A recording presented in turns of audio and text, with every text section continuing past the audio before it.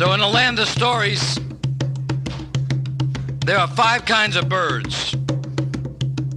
There are those birds that soar on the wing and see things from a great distance as if they were just an eye and a wing. There are birds that have wings but never soar and patrol the ground, pecking things there. There are birds that fly quickly through the branches of the trees, never touching a branch, and seem to fly as if they can see everything at once. And those are said to give music to the air, and the music they give is called airs. And there are birds that patrol the place where the water meets the land, the shorebirds, and those birds were said to bring poetry to people. And the 5th kind of bird is the bird that waits in the fire that burns in the soul of a man who seeks his destiny.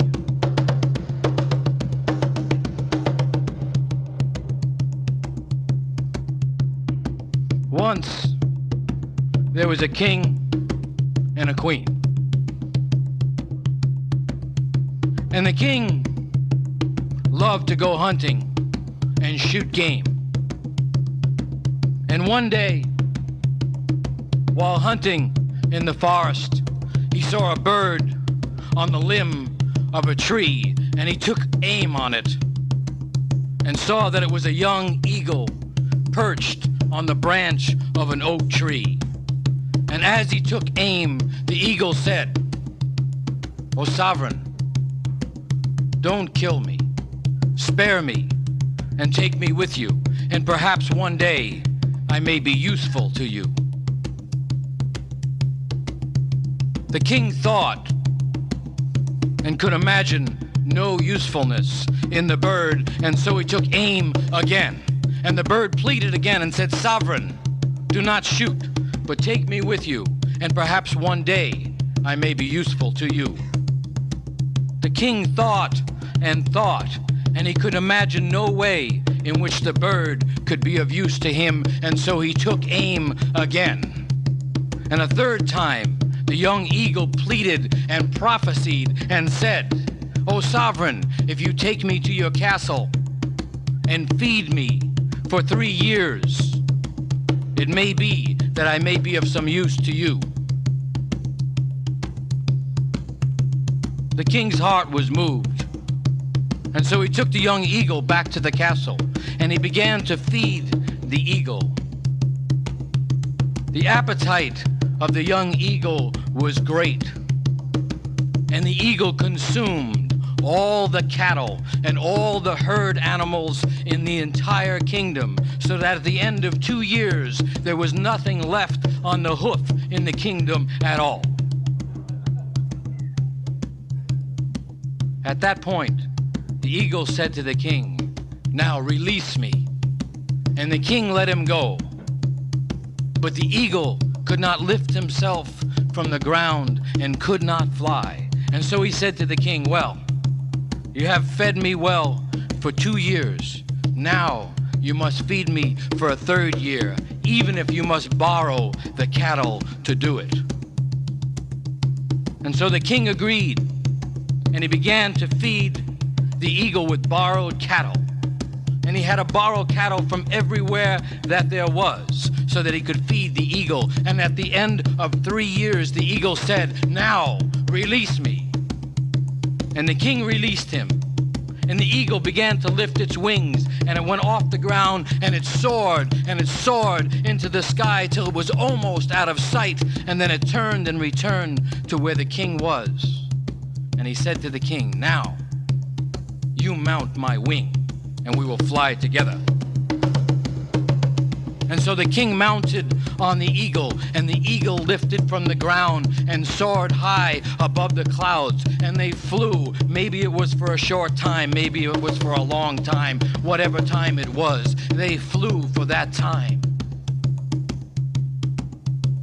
And after a time, they came to the edge of a blue sea. And the eagle threw the king down into the sea, so that he was in the water up to his knees. And then the eagle returned and lifted him on his wing and took him back to the sky, and they flew again. And the eagle said to the king, "Well, were you frightened?" And the king said, "I was sorely feared." And they flew, and they flew. And they came to the edge of another blue sea. And there the eagle threw the king down again until he was in the water up to his waist. And then the eagle came down and lifted him on his wing and flew into the sky again. And he said to the king, "Were you frightened?" And the king said, "I was sorely frightened, but I thought that if God would help me, you may come and pull me out." And they flew again until they came to a third blue sea. And there the eagle threw the king down into the water again until the waters rose to his neck. And then he came and lifted him out, and he said to the king again, "Were you frightened?" And the king said, "I was sorely frightened, but I thought that you might come and pull me out." And the eagle said, "Well, that was for times past. That was showing you the fear of death for the 3 times that you took your aim on me. But since you did not shoot, I lifted you out of the water as well. And so let us fly on." And they flew, and they flew, and they flew beyond thrice 9 lands, and they flew again. And as they flew, the eagle said to the king, "Tell me now, what is above us and what is below?"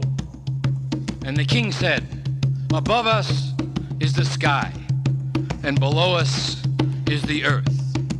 And the eagle said, "Tell me then, what is on our right and what do you see on our left?" And the king said, "On our right there is an open field, and on the left there is a house standing." And the eagle said, "That is the house of my youngest sister. Let us go there." And so they flew down into the courtyard of the house of the youngest sister of the eagle. She brought her brother in and seated him at an oaken table. But the king she left in the courtyard. She unleashed her hounds, and she set the hounds on the king. At that, the eagle grew angry, and he took the king and flew into the sky again, and flew, and then he said to the king, "Look behind now, and tell me what it is you see." And the king looked back, and he said, "I see a house burning on fire." And the eagle said, "That was the house of my youngest sister, and it burns because of her treatment of you." And they flew again. And after a time the eagle said, "Look now, what is above us and what is below?" And the king said, "Above us is the sky, and below us is the earth."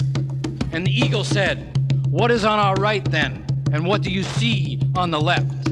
And the king said, "On our right is an open field, and on the left I see a house standing." And the eagle said, "That is the house of my younger sister. Let us go now and see her." And so they flew down and landed in the courtyard of the house of the younger sister. And the younger sister greeted her brother the eagle with great courtesy and brought him inside and sat him down at an oaken table. But the king she left in the courtyard, and she set the hounds on him. And the eagle grew angry, and he took the king, and they rose into the sky again, and flew, and the eagle said to the king, "Look behind now, and tell me what it is you see." And the king looked behind, and he said, "I see a house burning." And the eagle said, "That is the house of my younger sister, and it burns because of the way that she treated you. And let us fly on now, and let us go to the house of my mother and my eldest sister." And so they flew until they came to a house, and they landed in the courtyard. And the mother of the eagle and the eldest sister came out, and they welcomed the eagle, and they welcomed the king as well, most courteously, and they brought him inside, and they prepared a feast, and they sat down at the oaken table. And then the eagle said to the king, "Now I will reward you for all that you fed me in your castle, and I will return all to you that you gave to me. And I give you this ship, and I give you these 2 coffers. The red coffer you only open when you return to your own castle, and you only open it in the backyard of your castle. The green coffer you only open upon your return, and you only open it in the front yard of your castle. And now, go your way and prosper." And so the king got into the ship with the red coffer and the green coffer, and he began to sail the ship on the blue sea. And he sailed the ship for a time that may have been short or it may have been long, but whatever that time was, he sailed the ship until it came to a small island. And there he beached the ship and went on the island. And as he sat on the island, he began to think of the red coffer and the green coffer, and he began to wonder why the eagle had said not to open those coffers until he returned to his own castle. And the more he thought and the more he pondered, the greater his desire to open the coffers became, until finally he went to the ship and he got the red coffer, and bringing it onto the island, he opened it. Once opened, out of that coffer there came streaming herds of cattle, of sheep, of goats, and of all things that move on the hoof. So many and in such great number that they spread throughout the island until they were being pushed into the sea by their own movements. And the king sat there knowing nothing to do, and so he began to cry and to weep, and he fell into a grief over the situation with the cattle and the sheep and the goats. And as he sat there grieving, a man walked out of the sea and came to the king, and he said, "O sovereign, why is it that you sit here amongst these animals and grieve and weep?" And the king said, "What else is there but weeping? For there's no way that I can get these cattle and these herd animals back into this little coffer and to get them home. There is no way to do it, and that is why I weep." And the man from the sea said, "This is not difficult. I can get the cattle back into the coffer, and I will gladly do it on one condition. There's always one condition." And the king said, "Well then, what is it?" And the man from the sea said, "I will put the cattle back in the coffer and return it to you on the condition that you give me that which is in your house that you do not know." And the king thought, and the king pondered, and he thought, "Do I not know everything that is in my house? Do I not know its place? Do I not know its value? Is there anything in my house that I do not know? I think not. And if there is anything in my house that I do not know, it must not have much value, or else I would know it." And so he said to the man from the sea, "Yes, I will take the coffer and the cattle, and you may take that which is in my house that I do not know."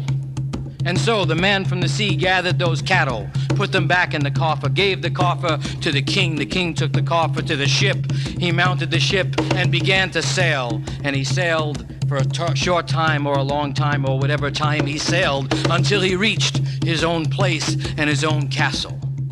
And when he arrived home, he met his wife, the queen.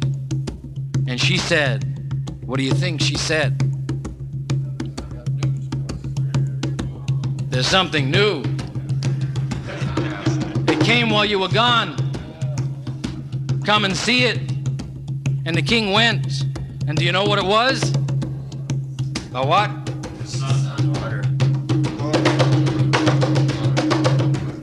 May have been a daughter. May have been a son.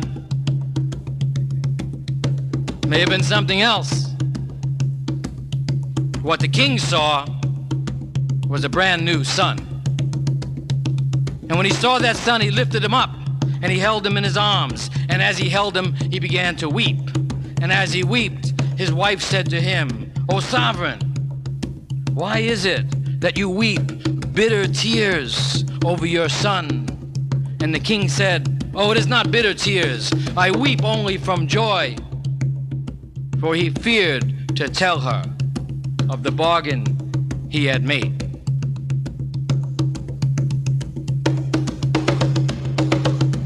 Now a time passed. The king went to the coffers. He took the red coffer. He took it to the backyard of the castle and he opened it, and out of it there streamed those herds of animals that have streamed out of it before, the cattle and the horses and the sheep and the goats and all those things that move on a hoof. And those things went and they filled all of the valleys and all of the stalls and all of the enclosures of the entire kingdom. And then he took the green coffer and he went to the front yard of the castle and he opened the green coffer, and out of that came lines and rows of fruit trees, of shade trees, of bushes that carried flowers of all kinds and colors, and they organized themselves right there in the front into the most beautiful garden you had ever seen. And the king, well, when he looked upon the multitude of hoof animals, and when he looked upon the orderly rows of trees bearing fruit in the garden, he was filled with joy, and he forgot about his bargain. And things went on for a time, and it may have been a short time, or it may have been a long time. But it was a time, and when that time came to the end, the king happened one day to go out for a walk, and he happened to walk by a river that ran, and as he walked by the side of the river, out of the river there came a man, and it was the same man that had walked out of the sea. And he said to the king, "O sovereign, how is it that you forget so readily?" And he reminded the king of the bargain that was made, and he said, "It is time." And so the king returned home. He told his wife and his son the entire history of the eagle and the coffers and the ship and the man from the sea, and they all wept together. But they saw nothing else to do but to give the son over. And so the son was taken, and he was taken to the shore, and by the shore he was left, walking by the shore. And we will leave him there as well, for a short time, or maybe a long time, until we come back and find him.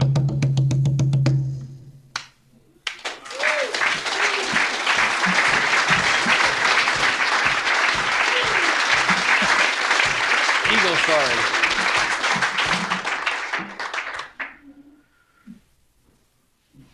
One thing you might do is try and catch the image of the sun at the shore. Catch the image, age of the sun, the feeling of the sun. What the sun might be imagining. What the sun might have with him. What he might have left behind. Anything that has an image or an object in it that that sun has. And just hold on to that.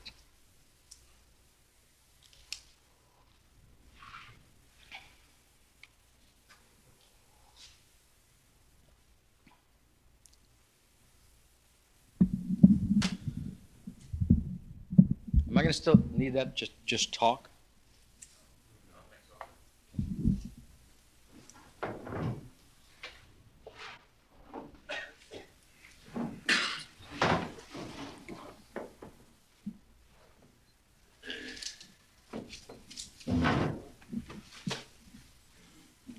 Anyone have an image that they immediately had with the sun? I have an image about a 12-year-old boy with a silver tooth.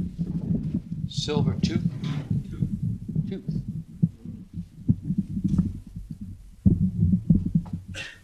Anyone else? 3-year-old?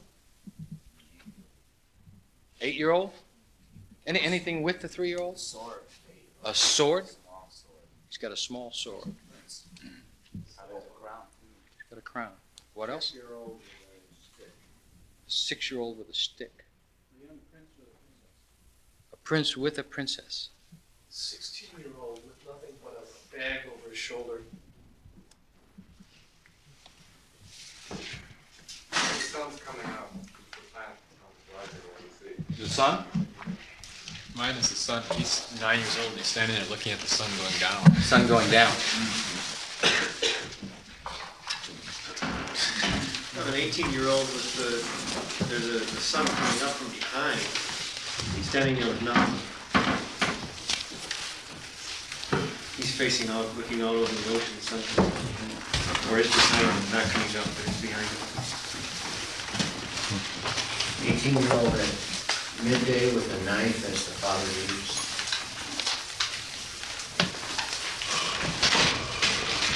An 8-year-old with a stick or a spear and food. I had the image of about a 16 or 17-year-old with golden hair and a book that had been given to him by his father, an old book. I felt like a 12, 13-year-old kid in robes who's standing there and he's looking once out to the sea and then the other way back to the shore, and he's been taken, he was told that he was going to be taken to the sea or with this guy, and now this guy's just left him there. But there's the feeling too that he knows he can't go back either. And he's real confused and just kind of walking on that shore. He doesn't really know what to do. You've got the picture then, if you could have an image with it. I mean, often we're left with something. I see a 12, 14-year-old boy with nothing, with just a features of anxiety, waiting for something. This could be that state of not having purpose, of being left without a purpose. You have that right. He's taken to the shore and nothing happens. Only one half of the bargain has happened. And it could be that state of being without passion too, or without either. Yeah, but I see him again, 12, 14 years old, but very agile and confident, dressed very lightly with like light sandals, and he's ready to run or jump or move any way he has to, but still relaxed, tranquil, walking along the shore.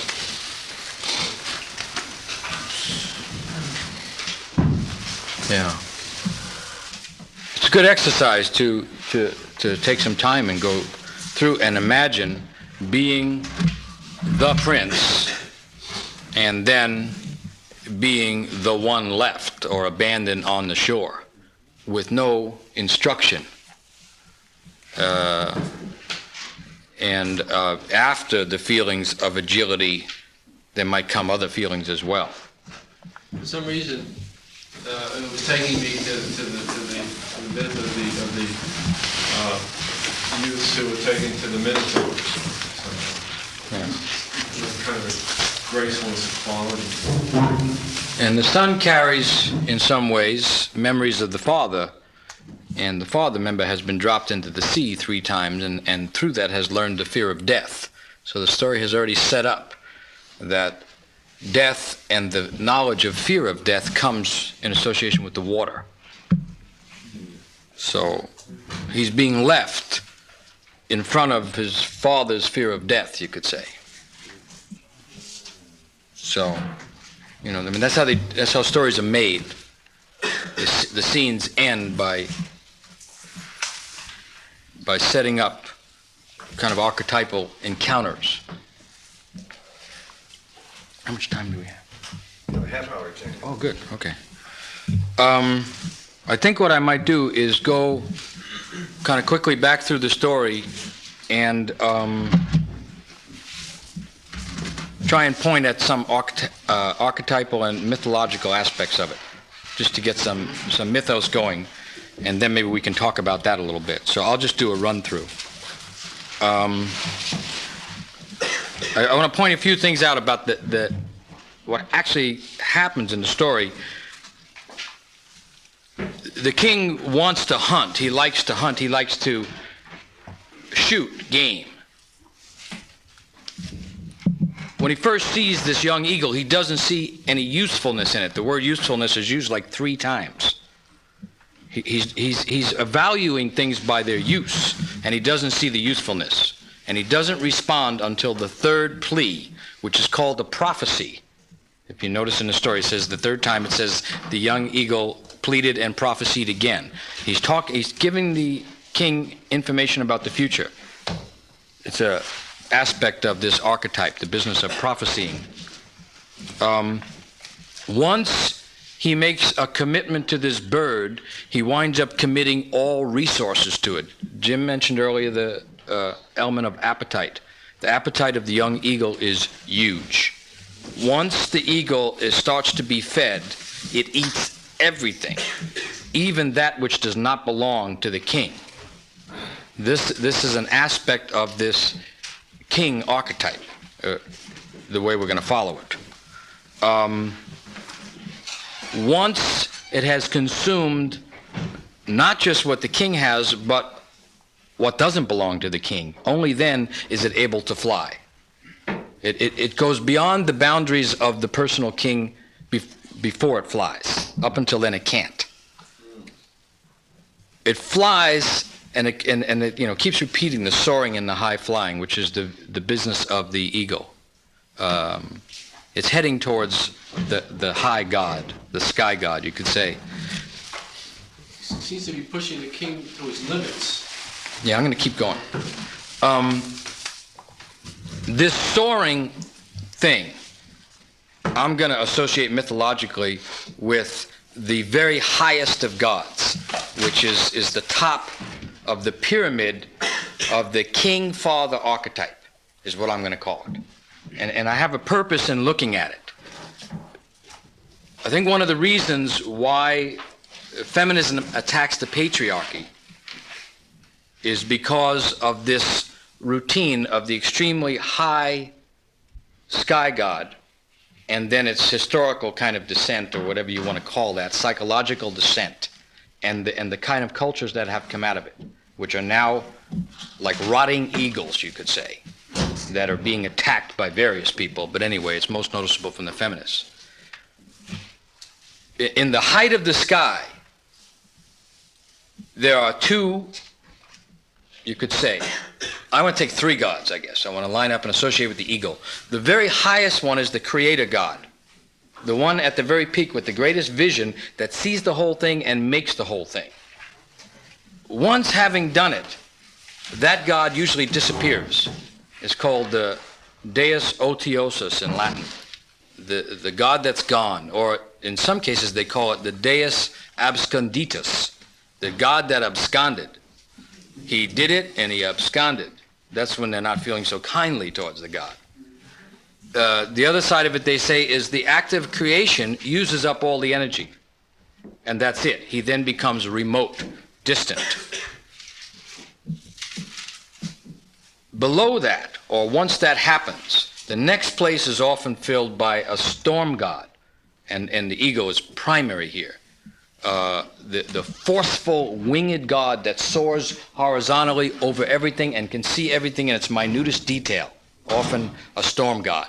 That's the warrior god, the conquering god, the god that not only sees horizontally everywhere, but has the appetite to consume everything over, to own all territories, all herds, all that kind of stuff. That's already been said about the young eagle. That's what's being said, I think, in the story.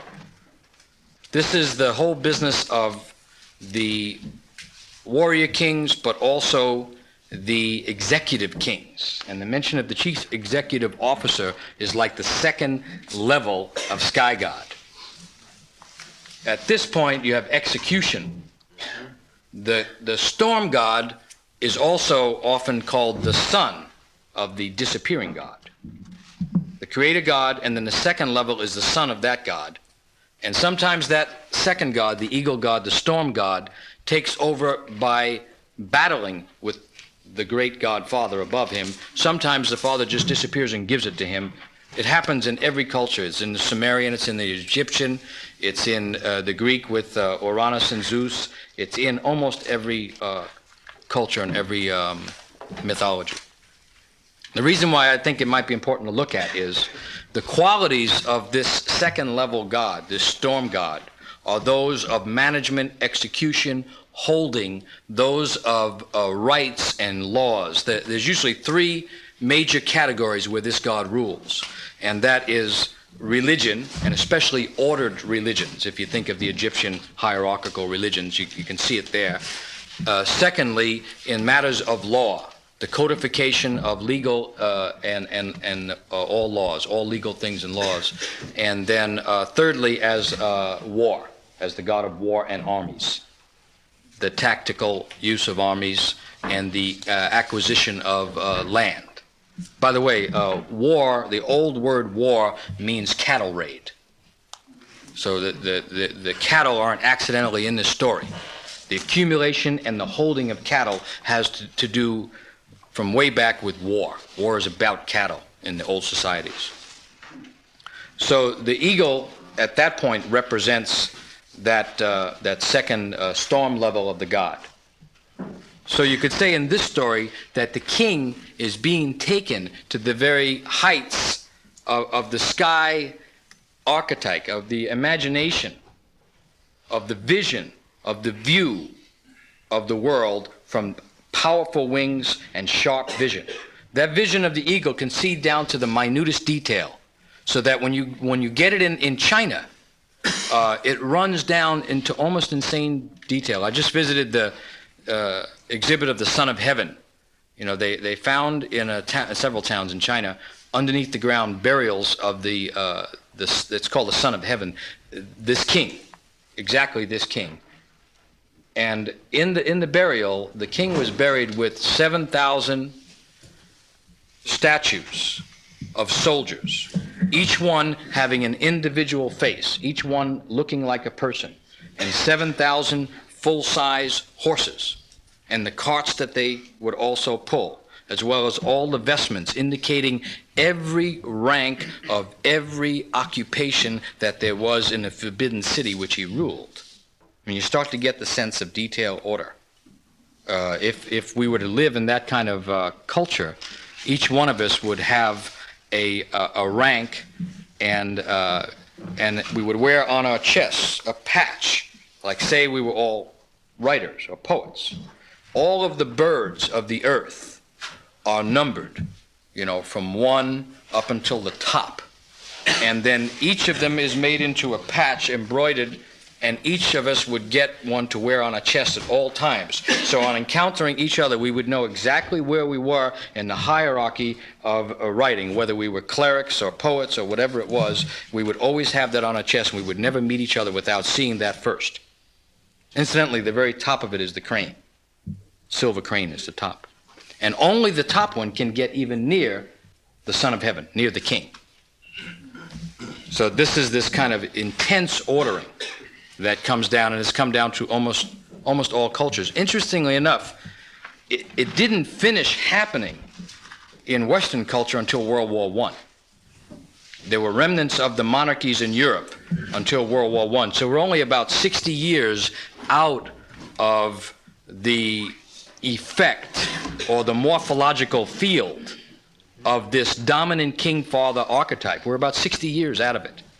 And so you could imagine the feminist attack on the patriarchy as the kicking at the hollow shambles of this once dominant father-king archetype. Peculiarity of this archetype, and it's a bit in the story too, This king archetype is at its greatest at its inception. Early on, it is at its greatest.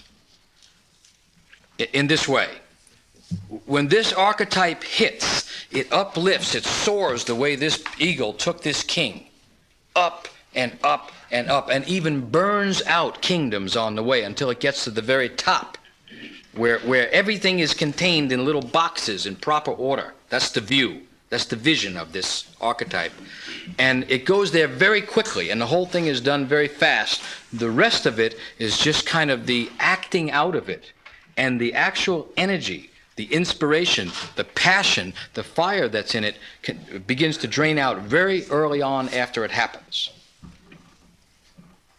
When it hits strongly, you get things like the pyramids being built. And from our kind of a psychological, victimized, self-oriented point of view, when we talk about the pyramids, we talk about the pain and suffering of those carrying the stones to make the pyramid. Looked at from the kind of elaboration of the beginning of this archetype, they're imbued with the service of the great arrival of the King of the sky, of the Son of heaven, of the God that sees all things, and they're in joy doing it. Not only that, they have no choice. The archetype pulls everybody up and makes monuments of those kind. Unfortunately, the energy runs out of it pretty early on, and then it begins to rigidify. And so you could say, in a sense, that we're at the end of the draining out of the energy of this archetype in our own historical Western experience. When the energy drains out of that, we get the kind of confusion we have now. There's an incredible lack of power, because the power that was the power that soared like that, and it has stopped. If you imagine the Son of Heaven, when they bury him, this isn't the burial where they kill a bunch of people and put them in the ground with the king. They do that in some places like in India and so on.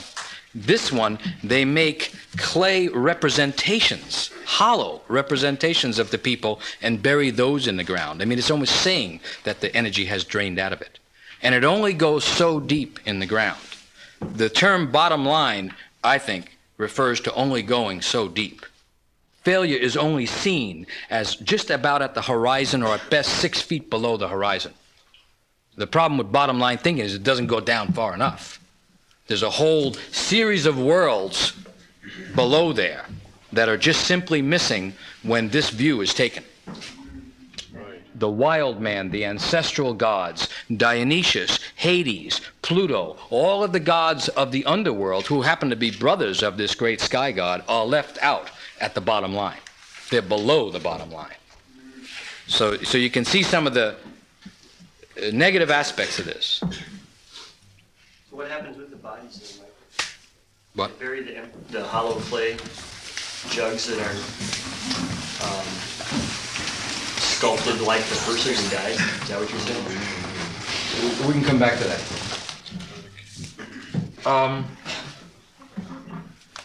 I want to say something that indicates that it is not just negative. We tend to see it negative now because it is ending. It's hollow. We're seeing it almost from underneath, or as it breaks and as the pieces fall. And we don't trust any leaders. We don't trust those with authority because they're not imbued with the power of the sacral God, of the king, the God coming into the sacral king.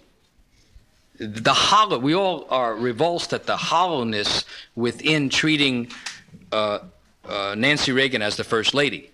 It's not just that she's anorexic. It's not just that she has that kind of bland appearance and she manipulates her husband or all that. It's that she is not imbued with meaningful divine energy. Neither is he. It's just hollow, and that's part of the reason we distrust the whole thing. We're still affected by the archetype, but we don't have it in reality. It's not have life in it anymore. But when there is life in it, and these archetypes don't just simply disappear. I mean, they're the essence, they're the structure of life, you say. Just some characteristics of the different levels. The sky god, the highest of this, has visions. First of all, it's imbued with spirit. Spirit is a key thing to it. Spirit in the sense of the bird that lifts and flies and shoots straight, following its beak right into the sun. That kind of spirit. From that height, it sees things in an orderly way. You know, when you're flying in a plane and you fly across the country and you see the rectangular fields of the farmers, and then the stands of the poplar trees, and all that stuff, and you see the way the mountain range is lined up along the fault. That's the vision from the sky. That's that kind of stuff. The orderliness of nature is seen. Things are seen, the plan behind things is what's seen from up there. The ideals are up there. The ideal things are kind of there. It has an involvement in things like justice. Things are extremely bright and imbued with light, just the way you see in a plane when you're flying above the clouds. Things from that height appear very integrated. They appear to be in the proper place. Just seeing in that manner gives authority. Authority has to do with the author, the one that creates and makes. This is the view of authoring. It has what is so popular now, a cosmic quality to it. It sees in the manner of the cosmos. Because of that, it sees impersonally. The cattle, the animals get put into little boxes. So do all the fruit-bearing trees. Everything fits in its box. Involved with the sun, and there's a whole second way you can go at it through the sun god, if you're interested in sun gods. Skipping to the storm god, the characteristics when you get down next. Now, the storm god is in the area just above the earth where storms happen, where the clouds are. In our atmosphere, it has gravity, whereas the other view does not have gravity. It has light and order. Once you come into the storm god area, things become grave. This is the god who actually rules over life and death in often cases. When this stuff is strong, when there is a sacral king, you're brought before the king, he can say you die, and you die on the spot. The reason they did that, not because they were brutal and so on and so forth, simply, it was because they thought that king was the power of God standing on earth. So in this storm god area, things get grave. The characteristics here are assertion and aggression, often horizontal aggression, more territory, more cattle, more women. What happens, the function here, the primary function is executive. The skills are the skills of mastery, mastering things that involve strength and power, whether it's intellectual strength and power or bodily. The key power is dominance. This is the despot area. The key manner is force. This is what founded cities. This is the force behind urbanization. It's, in a sense, the force also behind technology, that which acquires more and more power, more and more information. It's interested in achievement, conquest. It begins the records of history. It's the governing through hierarchies, and the images that go with it are thunder, rain, eruptive type things. So it's a second level. It's not the cosmic order. It's the executive function. How are we doing?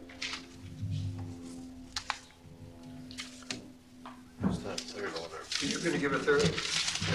What? You're going to give a third level?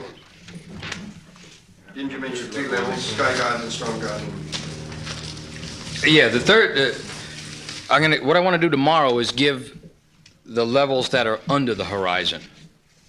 Follow it down and do the levels. The story's going to go that way tomorrow too, and follow the levels below the horizon, below the shoreline. The third level of this is the sacral king himself. When all of this falls into the king, that's the third level, where the king represents all of that which is above, and those things are seen as one. And so the example would be the son of heaven in China, who lives in the forbidden city. This, when it moves into the area of the storm god, you start to get this forbidden quality. Governing through stricture, binding things, boxing things. If you ever seen pictures of the forbidden city, you have to go slowly through gate, through gate, through gate, gate, and only if you're a certain rank can you go through that gate. Every hour of the day for the sacral kings was planned. They didn't sleep very much. They're involved in the sun archetype. They're up a lot. They would get up like at 3 o'clock in the morning. There would be people already waiting to put certain garments on them for each hour of the day. They would change frequently. Meantime, while the king was waking up, and he had to be up well before the sun, while he was waking up, all of the leaders of the different occupations would be gathering out in the courtyard like at 4 o'clock in the morning. They would all be gathering wearing certain clothes for certain days, standing in certain ranks, and all that. And all this had to be done before the sun rose, so that when the sun rose, they were standing in exactly the right order in all the ritual places every day of the year, just the way the sun rose every day of the year. The psyche tied completely into that movement of the sun and the vision of complete order everywhere. Rather the opposite of the democratic experience. Just think of the post office. Urban sprawl. Urban sprawl. And it's the mentality, the vision behind the military as we know it. The military as we have now with the PFC, corporal, sergeant, and they're non-commissioned. Then you go into your, and then you have, 9 ranks of sergeant first class, second, all the way up to 9. Then you go into your commissioned officers who stay in a separate place, second lieutenant, first lieutenant, all the way up. And then you start putting stars on the general. I mean, the stars are the stars that are up there, and so on like that. And it's climbing and it's climbing and it's climbing. And Eagle on the colonel. And the colonel wears the eagle, and you have to have, everything goes through the chain of command. That's not a Celtic army. The Celtic army doesn't run that way. They had a whole different archetype. The Celtic army, they just, someone passed the word and say, I think there's going to be a war. Looks like it might happen this year. See if you can find something sharp.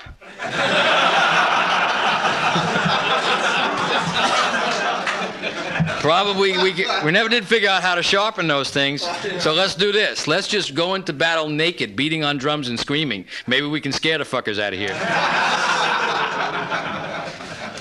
After the first man died, they all go back and say, what a fucking war. Did you see all those guys dying? It's incredible. Let's write poems about it. They didn't keep going with all those ranks and people falling down by the thousands. One death was enough. It created enough reality, enough psychology, and enough mythology for the next 5 years. Okay.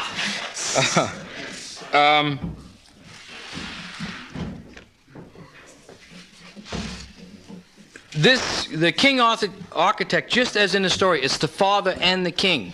They're tied together. So one of the big problems with having the beer is that, for me as a father, I'm sometimes caught in this archetype. How can I have a beer? I gotta descend all the way from the sun, that sun, and it takes a long time to get down to the bar to have the beer. And then even when I get there, I might have to have it on a certain stool, and it might be I have a certain bar in a certain neighborhood, and if they don't have, Guinness, I won't drink there anyway. And it starts to be this whole ordered thing just to simply converse with someone. So that archetype can come in. Knowledge, yeah. He has to speak in a knowing way, and can't be foolish and can't be relaxed. Blah, blah, blah. So it gets very much tied in with the father. And sometimes it can be seen acting out in the house, where the father is just the powerful rush of wings that moves through the house, and everybody has to get out of the way. And the only other part that he has is this incredibly critical eye that always notices everything that anybody did wrong. This is the ego of the sacral king right in the house. It's excruciating. And this view orders. I'm talking about it in the daily world, I guess, at this. I'm just going to make some random comments and then stop. The animal world is also seen in this order. It orders the animal world, and it leads to the stockyards and all that stuff. Because then it starts to order the parts of the animal. Which ones are the choice meat and blah, blah, blah, and they go into little packages.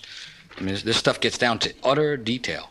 It also orders the vegetal world. on its negative side. How much time? Oh, geez, okay, so the other side of it is, we get to see so much of the negative aspect of this archetype because of the time we're living in, I think. The other part of it is, this is the source of purpose, very often. This vision has tremendous purpose in it. The energy that went out from small kingdoms in the small continent of Europe, such as Portugal, and spread to various parts of the globe, has a tremendous amount of purpose behind it. I mean, our own history is built out of this sacral kingship coming from this sky father archetype that has a tremendous ability to propose something and follow it through, to see it through to a purpose. It also has this incredible power of keeping things in order. So it's not something that can simply be kicked and thrown away. With passion without purpose is often just brutality. I mean, purpose is one of the things that keeps passion from just staying in a brutal level. So it has tremendous positive qualities in it that, in fact, has built all of the cities that we know, has erected all of the civilizations we know as well. And at times, it can be very meaningful within a family also, I mean, on a human level. A father that can't carry some of the father-king archetype causes great destruction also. So, you could say that at a certain point, the structures remain after the energy has drained out of the archetype. That's the way it is. And so just the way that buildings remain after the civilization is gone. We can still go see the pyramids, something like that. At a certain point, a different archetypal point of view came in, which is related perhaps to the democratic point of view. And it may be that this then moved interior, that this archetypal structure is primarily interior now.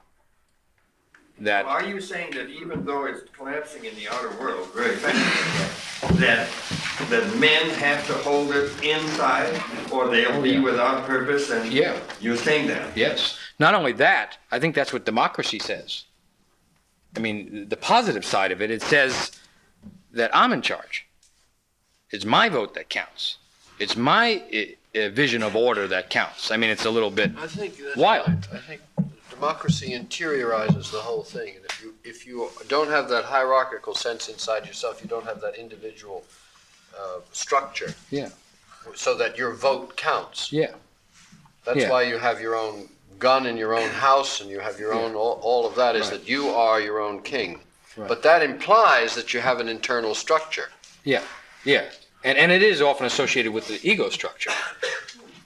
Not important. Well, what are you asking these men to do, for example?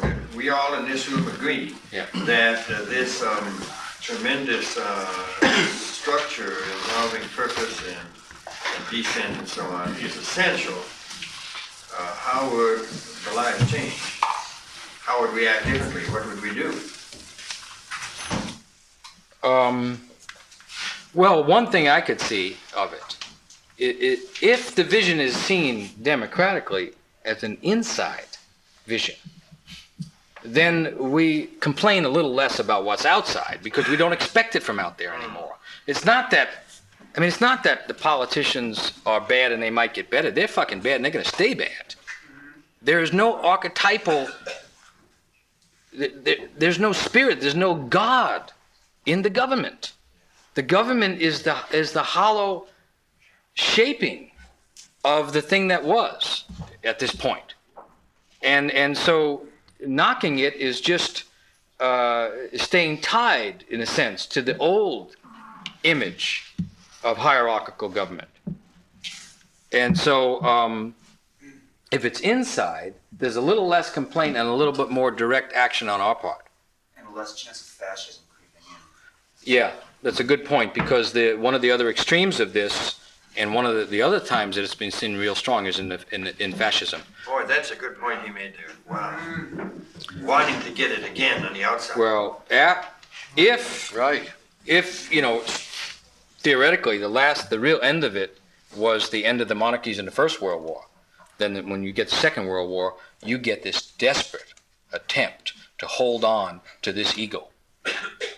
And then you're into, there's nothing really left of the bright value of this. Despite the words of the supreme race and all, it's gotten incredibly dark. There's no more light in it. This is not sun imbued. It's now the shadow of the king archetype. If I don't take care of it, somebody will be sure to. Yeah. Eagle was the symbol of Nazi Germany, the eagle with the swastika. Yeah. And America. Yeah. See, we live under the eagle. Every school has the stripes on the flag, and at the top of the flagpole is the eagle. I mean, we're one of the last cultures to come out of this archetype. Yeah, but I mean, they did it a long time ago. I mean, we are a young culture. We're just coming out of this now. Other cultures did this a long time ago. We're now digging their stuff up from underground and stuff. We're literally just coming out from under it. But you're also saying then that it isn't, this getting the structure inside requires getting a vision. Yeah. Having a philosophy. Yes. A cosmology. Yeah, and a sense of interior order. Does that mean in our private lives we read more? Is that what you're saying? Well, no, you could read more. Yeah. Yeah, you could. Orderly, what would it be? If you follow the eagle inside, see, the thing is, it's hard to say what it is. We used to be able to say what it was because we agreed on it. When we become democratic, we each have our own eagle. That's what we did. This on top of the flag, they shouldn't have one eagle. They should have a bunch of eagles. And we each have our own eagle. And that's why it's hard to say what's right to do. For you, it might be read more. It might be write more. For someone else, it might be, it might be politics. I'm having a little trouble with what you're saying, and I know what I'm going to say isn't going to go too far. But those men who founded our country, in my understanding of those men, were great mystics. Franklin, Madison, and Jefferson. These were very, very spiritually high men. Yeah. They may well have been inspired. Yeah. And they read, and they thought, and they did the kind of work that they here. Yeah. And I would say that this becomes our responsibility. It's almost, you don't go to fascism. A strong people needs a weak leader, so we get a weak leader. But a weak people needs a strong leader. A strong people needs a weak leader. I think I'm right. But any people need an inspiration. But I'm not sure. I believe that this democracy, I almost want to say it was nearly divinely inspired. And it's our responsibility to make that work. Okay, but responsibility is not a democratic term. See, in a sense.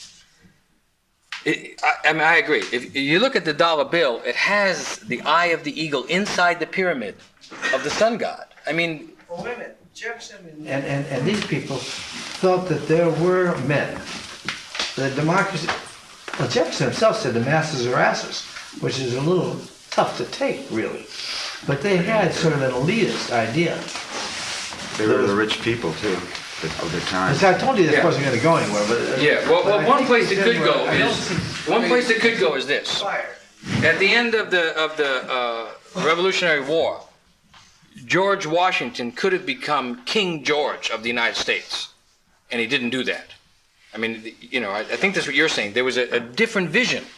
A vision that said that we'll put the energy into a Congress, a congressing of people. We'll have the Boston Commons. We'll do things in common. We'll hold ideals unto ourselves.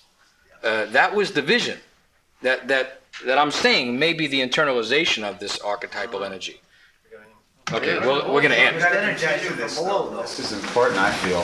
This thing about what Robert brought up about how does that apply to us and how do we envision our lives or make it practical. Okay, so one of the values of stories is whatever image is stuck to you in the story, take some time, sit down, and write about how that image might work inside of you.